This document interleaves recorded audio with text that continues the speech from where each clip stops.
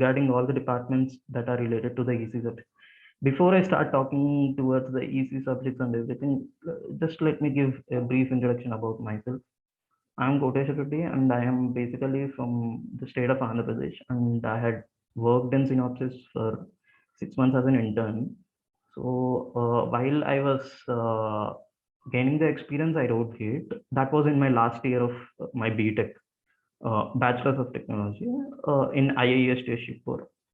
So this year itself, I have graduated from B.Tech, and I have, in the final year, I was working in Synopsys, and I got the opportunity of doing Ph.D. in DESC. That's the most prestigious one in the IISc, concerning the electronic students more particularly, because that's the more focused branch of electronics. If you are particularly speaking of, there are other departments also, but they are not very centric over the electronics part of it. They are more wide over all the topics of it.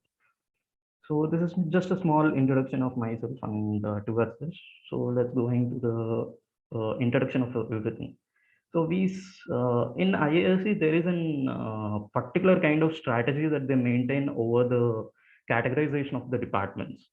So if you just see the departments over here, it's just the first thing is that the IISc comes under the top, and then the divisions of particular stream and the division that is particularly dealt with, and then comes the department. So in that manner, over here, basically, we are seeing different, I'm going to talk about the electronics divisions that are most focused and most concentratedly dealt on research and everything related to the electronic students. There can be other departments also, but basically, if other students do come in, then they need to do a lot of work to gain as much as experience as the electronic student had. Like instrumentation students can also come and join these electronics divisions, and CS students also can come, and electrical engineering students can also come into there. So in the first division that I am talking about is the division of electrical, electronics, and computer science. This is the most important division, which has the four most important departments: computer science and automation, electrical communication engineering, electrical engineering, department of electronic systems engineering. So if we talk about the first one, computer science and automation, it is a favorite branch of all the CS guys, and there are people who also from electronic students who also like this particular department in particular. So I'm talking. I will be talking over the research perspective of what this departments hold and everything like that. So let me just give a brief introduction of what are the most salient points of this particular department. Is that computer science and automation holds the fastest supercomputer in India. That's a Sahasrati. So it's the fastest, and in India, it has the highest range of research field. Like it starts from molecular research to the astrological, the smallest to the biggest objects that we ever see. We have seen the simulations of those taking huge amounts of chunk of data that can be done on this particular supercomputer. So this is for now just a small introduction of the department that I'm saying. Afterwards, I'll be giving you a detailed introduction of all the departments and what are the research areas in each and everything. Then comes the electrical communication engineering. This is very common in each and every engineering college. This branch exists. Either it's in the form of electrical communication engineering or instrumentation engineering. So electrical communication engineering, basically, this is an intermix of the particular electrical, electronics, and computer science, where all three subjects come into together in building up the basics of the subject. So this particularly has so many things in particular. It holds the most famous fabrication labs and very sophisticated systems, and it works on developing antennas of very high caliber, and the geo and these all things come into play. They keep on saying 6G, 5G, and 7G. This is the first department that comes up with all the theoretical concept of all those uh, subjects. And then comes the electrical engineering department. This is also a very common department that we see in all the electrical engineering. Electrical engineering department basically works in the domain of power systems, high voltage lines, and this particular thing. I'm not very sure what are the very special things about this department, because I haven't gone to IISc for now. So just exclude me for this department and my home branch. This is the Department of Electronic Systems Engineering.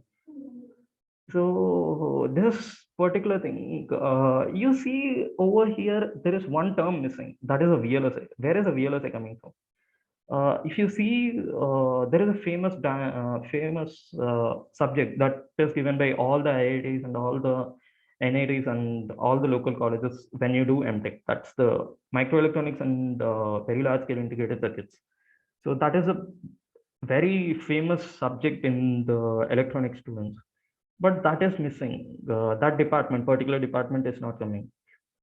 That particular course is actually offered by both the departments. That's Electronic Communication Engineering and Department of Electronic Systems Engineering.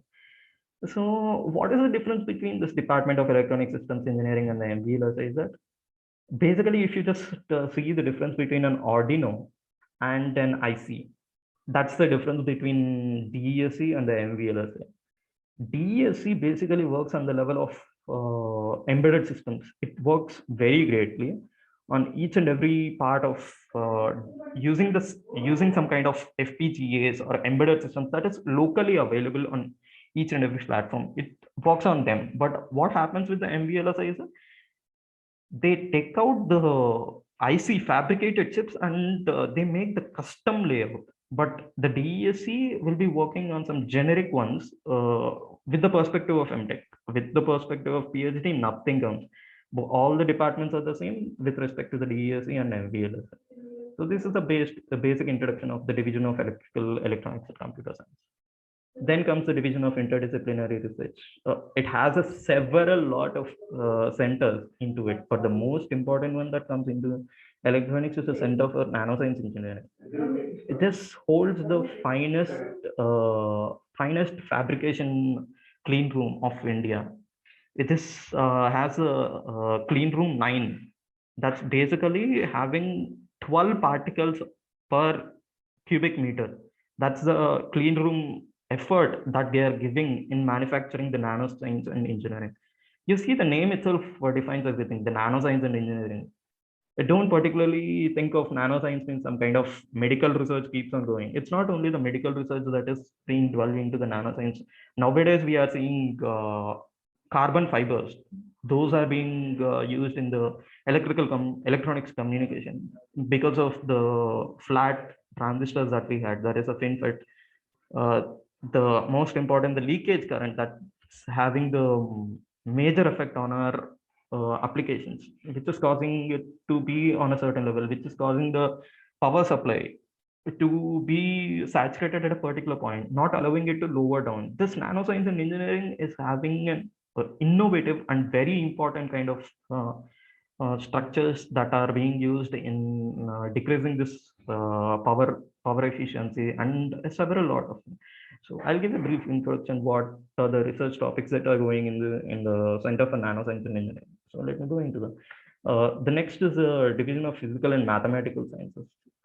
This seems a pretty different. Why physical and mathematical sciences are coming into picture as a division of electronics? If you see the two particular departments into it, the Center for Cryogenic Technology, Instrumentation and Applied Physics, just see the names of both the things. That's the cryogenic and the instrumentation. So you might be knowing the instrumentation, but for a B.Tech student, cryogenic doesn't seem to be a very known word. It's not very clearly known in the B.Tech level. That's the colder temperature electronics. Electronics that is working in the lowest temperatures, that is in the space technology. Nowadays, space technology of cryogenic things have come up to the level that because of this particular thing of lowest temperatures in the atmosphere, the electronics have have to be very sophisticated working in the domains of cryogenic levels. At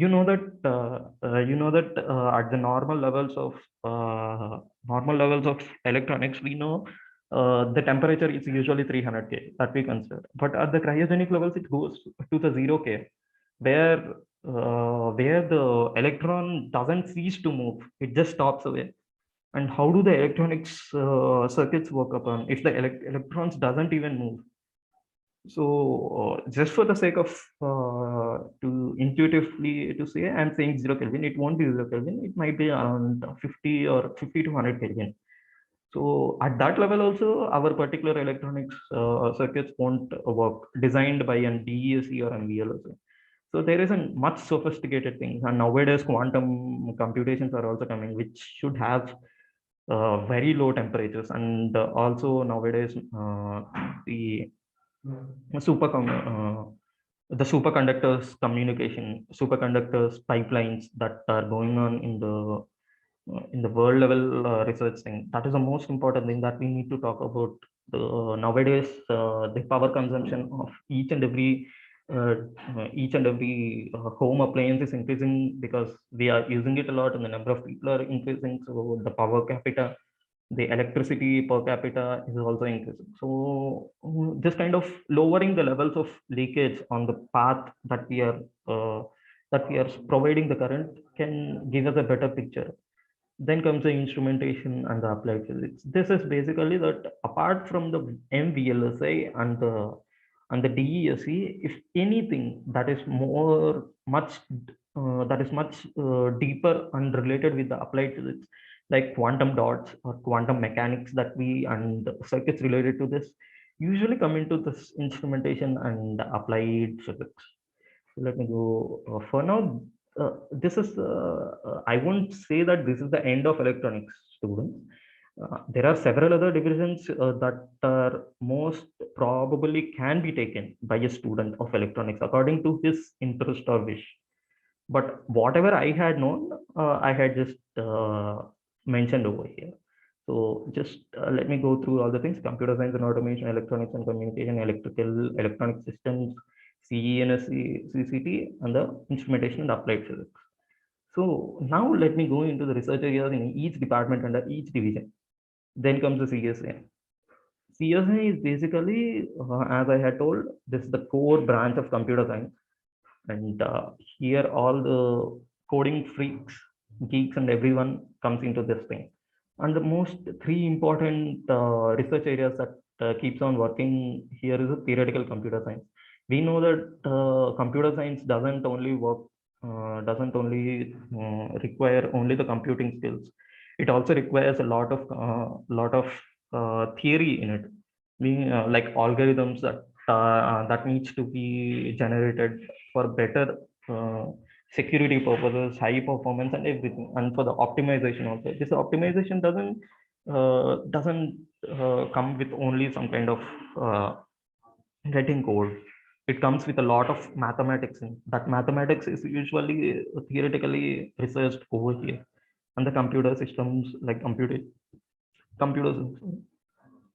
computer systems basically come in the way of computation techniques and the system architectures. What do you mean by computation techniques? Computation techniques, what I meant was that it's the nowadays we know the speeds at which the computations are being done. The supercomputers are taking a lot of smaller amount of time for replicating the data. So the techniques, instead of using a supercomputer, how can we reduce the time of computations and the system architecture for high performance? This is just the system level architectures of this level. And the security also, nowadays this particular security has come into play because of the cyber security issues, and a lot of uh, malwares and viruses and keep on coming. And how can the system architectures can detect those kind of things, as we know that uh, it can't be uh, uh, it can't be exactly known by a human, but it can be known by a system that can alert us over the security breaches. In the past we know that particularly the any malware or virus that basically comes in a program that is attached to an important file that we wanted. That small particular code It's a total laptop and doesn't allow anything to work properly. So if we found it out at the initial stages, then it's much better to exactly to exactly work properly on the systems without having the heckful life of the virus, having the virus on your laptop. Then the intelligent systems. This is the buzzword that is coming up. The machine learning. We know that the artificial intelligence, that the bigger brain, and the machine learning is a comparatively a smaller brain, and then comes the lowest level, the deep learning. So people are doing a lot of research into this thing of developing, making the systems to learn on itself, and helping our humankind, and helping our humankind in several sectors like health sector, electronics, and so many things. So this is just overview of all the subtopics of the computer science and automation. So now let's come into the other important department. That's the electrical communication, in the very common in all the B.Tech students. So basically, it also has three divisions, particularly communication and networks, signal and information sciences, high frequency circuits and systems. Communication and networks, this is pretty much in the GATE syllabus itself. Everyone knows what is communication and information theory, coding techniques. These coding techniques basically are that error decoding. We know those are just the basic things, but on the higher level, there are much more important things that we need to be theoretically learning and implementing them. Implementing is the most difficult thing in the electrical communication thing, because theoretically we can use mathematics to do anything, but in the coding level, using the it's a mixture of electronics things and the computer science also. We need to know the algorithms of it, and also you need to know the working level architecture of the electronic systems that we are going to use, and the communication systems design. So the systems design that I had been talking about, the intermix of the algorithm and the electronics part of it. So that is being a part of it is being taught over here. And then the most important thing, signal and information sciences. This comes into picture in the fourth year of B.Tech. The one of the subject that basically comes into picture is the estimation and the detection theory. This is a common subject to each and every student in the fourth year. And digital image processing, this is also known by several students. And data analytics, this is another buzzword that keeps coming in the computer science, and this also works in the level of signaling things and information of and information. So that's why this comes under over here, electrical communication. Then comes the relation of IC things, that's the high frequency circuits and systems. Integrated circuits for wireless communication, antenna theory, radio frequency integrated circuits, photonic integrated circuits. So these are very common, and these are very intuitively known to each and every electronic student if they are passionate about electronics first thing. And then comes the electrical engineering department. That's as I told you before, I don't know a lot of thing about electrical things. So I just named the four most important topics that are being focused over here. One is the power systems. Power systems, we know the high power lines that we are talking of, and the mechanical systems, and operating, interfacing the mechanical systems with the electronics components, where the electrical engineers do come into picture. And the power electronics, the transistor in electronics is very small, but at an electrical level, that's a very big item. Uh, if in electronics if it's in micrometer, then in electrical it can be of meters also, because of the amounts of voltages that electrical engineers keep on using, and high voltage wiring. If you had come to IISc on one of the most famous open day of IISc, it's open to everyone.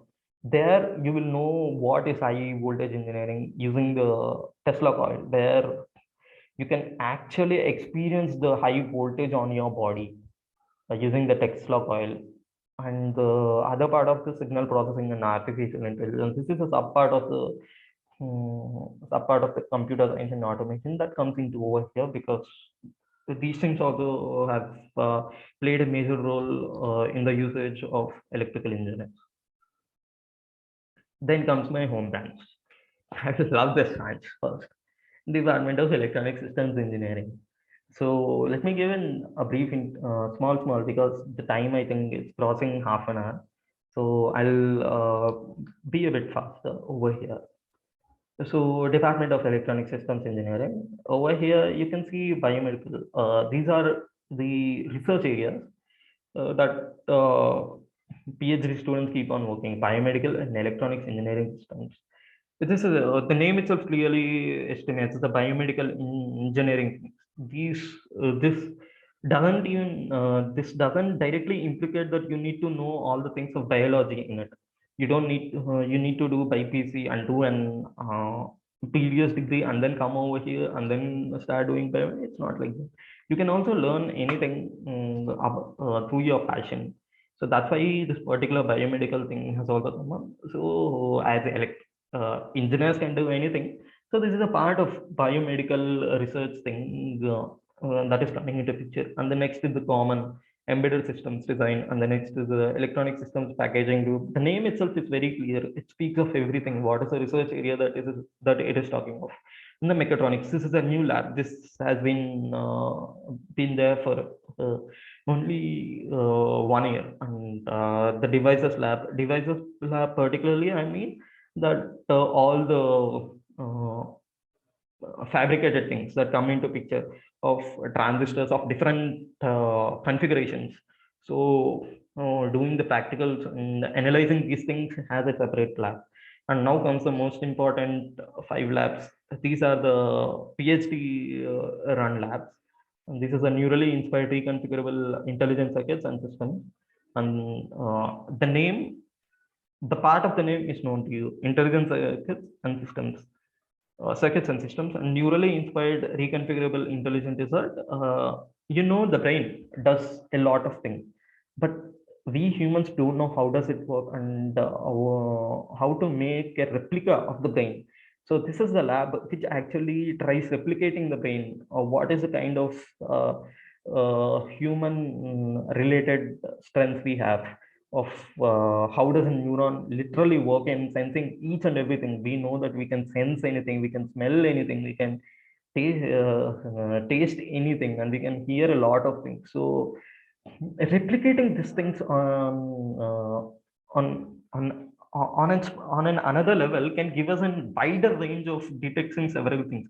We have a narrower range of detecting things, but if we can replicate these things and increase the range, then we can find a lot of things. One of the example is that we know our nose basically can smell only small things like the food that we eat, or the smell of the surrounding, but it can't smell the minute levels of in the particles per a billion level. If any other atom is there, or any other molecule is there, we can only detect in the level of the maximum is ppms, ppb. If you can say a bomb, it has a certain smell that any device can actually sense it, given it is a most sophisticated way of detecting things.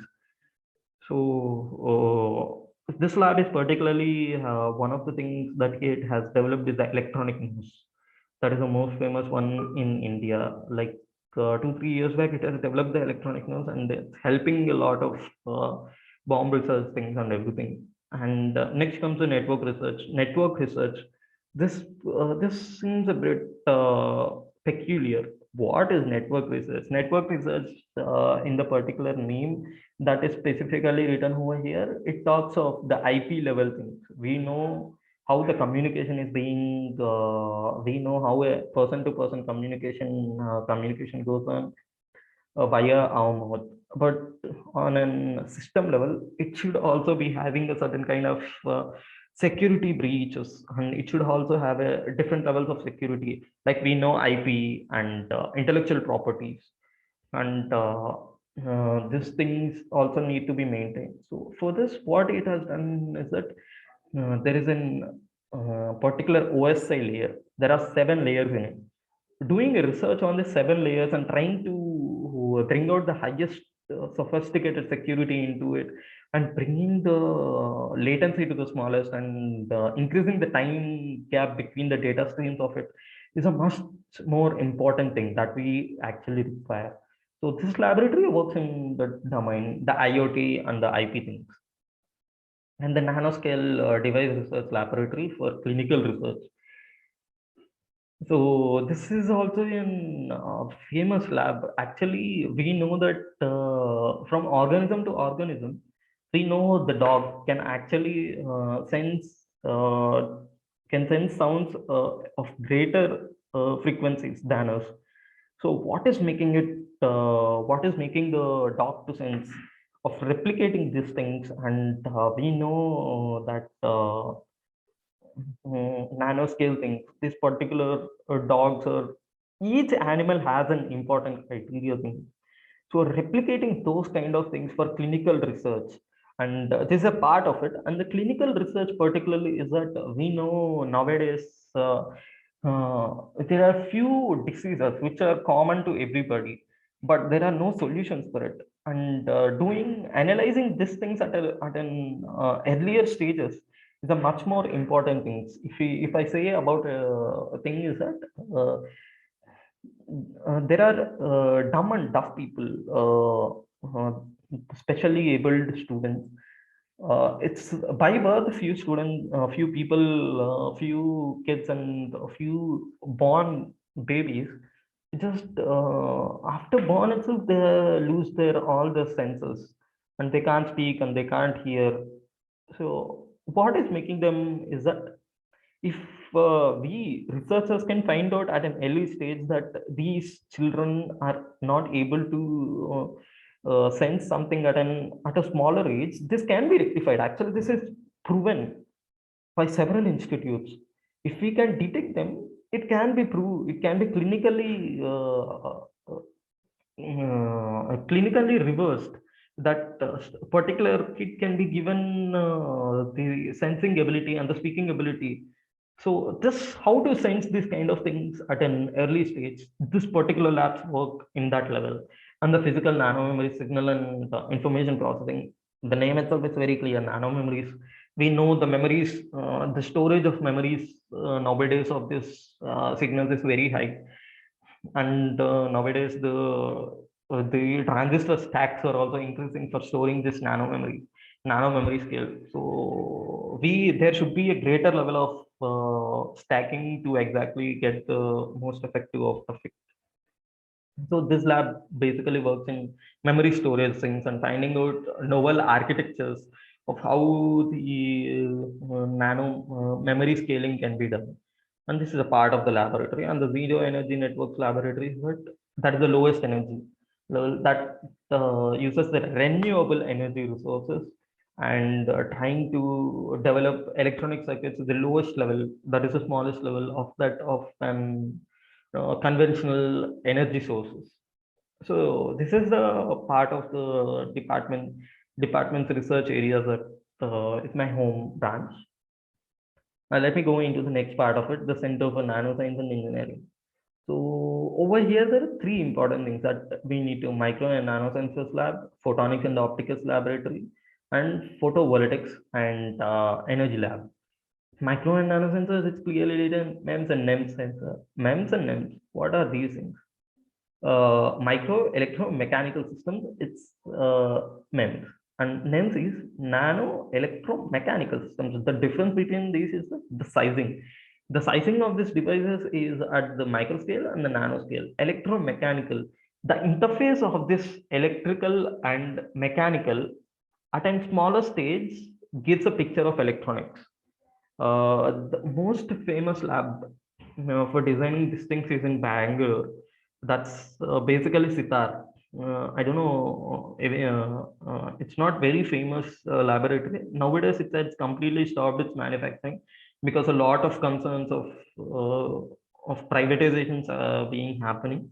So the production has stopped, and the name that it had is also decreasing. MEMS is a very famous topic, and NEMS is not in India for now.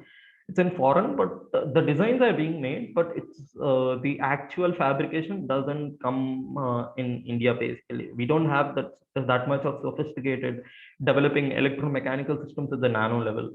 And the photonics and the optics laboratory, this is pretty much clear. Photonics is dealing with the light of signaling everything, light based electronics in particularly, if I want to say the communication using the light, and the devices that can sense this light and analyze these things at the light level and all these things. The photovoltaics lab, this is particularly dealing with the sustainable and the efficient reusable batteries and cells. So this is a part of the research areas in CNSA. And then comes the second last, that is the Center for Cryogenic Technology. The Center for Cryogenic Technology basically works on cryogenic. As I told, what is a cryogenic previously, so I'm skipping it right now. Cryogenic electronic systems. It's systems that work under very small temperatures. And there is particular research area for space technology of fabricating the cryogenic systems and designing them so that it can sustain that low levels of temperature. And the other part of the research is the thermal conductivity and the material science of cryogenic substances. The material science is the most important thing of the is the most important research world of the 21st century. That's the most important thing. Material science of any department, because there are several materials that are not known for now, for which a lot of applications we are unable to find out. So these materials need to be detected, need to be invented. So that is the only reason of this material science of cryogenic substances. And the last is the instrumentation and the applied physics. Instrumentation and applied physics basically had applied photonics, materials research, and integrated circuits and energy. The name itself is very clear. Applied photonics is uh, sensing and microscopy at a nanoscale. At nanoscale, basically, this is something that is different from the micro VLSI and MVLSI and the DSC. If anything, it's not that DSC and MVLSI does the whole or lot of research. There are several other things which are apart from the IC circuits and helping this IC circuits. Those are actually invented by this IAP guys. IAP seem to be very simple, but this is one of the most important brands that that would be cherishing in the 22nd mids or 22nd century. Then comes the integrated circuits. This is very common, integrated circuits and the energy and environment. So energy and environment. So I think this comes to the end of my presentation. Uh, I thank everyone for giving me the opportunity. So okay, let me stop.